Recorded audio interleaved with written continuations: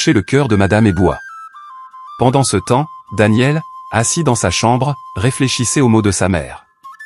Il aimait Naomi de tout son cœur, mais les avertissements de Madame Eboua continuaient de résonner dans son esprit. Les jours précédant le mariage de Naomi et Daniel étaient remplis d'une effervescence joyeuse, comme dans tous les mariages traditionnels africains.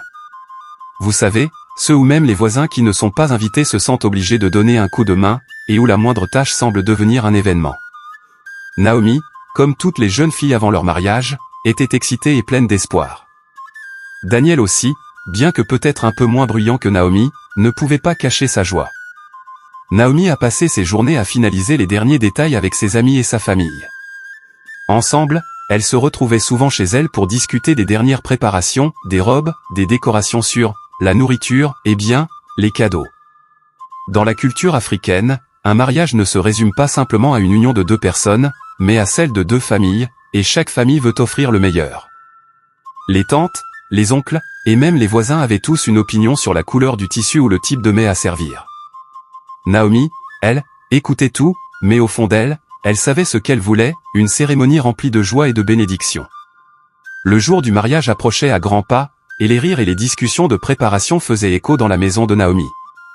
Maman Esther, sa mère, n'arrêtait pas de lui rappeler de ne pas oublier certaines coutumes essentielles pour que tout soit parfait. Il y avait la cérémonie de bénédiction des ancêtres, bien sûr, et bien, la grande fête avec les surchants et danses traditionnelles. Naomi était ébahie par l'ampleur des préparatifs, mais elle savait que c'était un événement important, pas seulement pour elle et Daniel, mais pour toute la famille.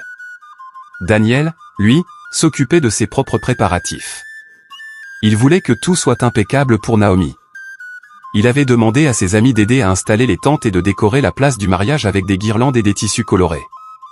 C'était une occasion importante, et il souhaitait que sa future épouse se sente aimée et respectée. Les deux familles se retrouvaient régulièrement pour coordonner leurs efforts, et l'enthousiasme était palpable. Mais au milieu de cette joie apparente, quelque chose d'inquiétant se tramait dans l'ombre. Madame Eboua, la mère de Daniel, bien qu'elle ne le montre pas ouvertement, nourrissait une inquiétude profonde. Elle observait chaque mouvement, chaque sourire, chaque échange, et à chaque fois, elle se sentait un peu plus déstabilisée. Si elle se contentait de regarder Naomi avec une froideur apparente, dans son cœur, les doutes grandissaient. C'était plus fort qu'elle, quelque chose ne semblait pas normal avec cette jeune femme. Elle avait beau paraître pure et pieuse, quelque chose dans son âme lui échappait. Et Madame Eboua n'était pas du genre à prendre des risques. Elle était profondément ancrée dans les traditions et croyait fermement aux pouvoirs invisibles qui régissent ce monde. Elle avait entendu des murmures au marché, des histoires sur des femmes de la région qui,